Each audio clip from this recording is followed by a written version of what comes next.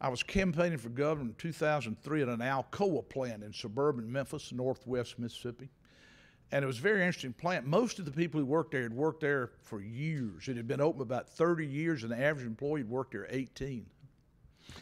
And I was in the break room with some guys, and essentially all high school graduates, some of them not high school graduates.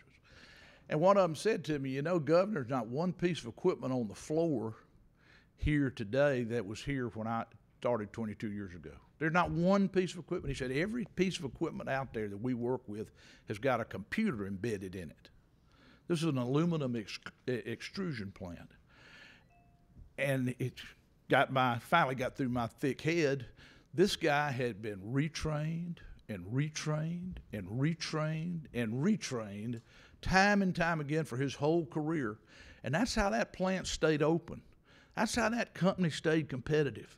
That's how we compete in the global marketplace. So throughout this, you're going to see we talk about ways to incent skills training to help improve the quality of the workforce, to have loans to businesses for that purpose. We, after Katrina, we were given some special Department of Labor funds, and we created a program called the STEPS program, which allowed businesses to hire workers who were untrained, and we paid 35% of their pay for the first year on a declining scale so that they could use the first weeks and months to train them. And we created hundreds and hundreds of jobs, the majority of which became permanent jobs. And that's what we're looking for here. We're looking for careers.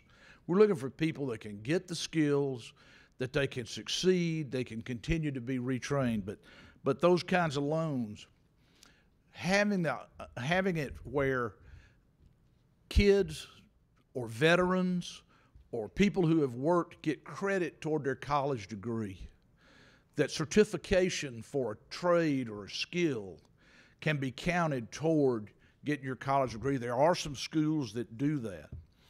A skills census, I can promise you, in every state, it would be greatly beneficial if on a regular basis, employers and employees, universities and community colleges and others actually take a census of what do we have and what do we need.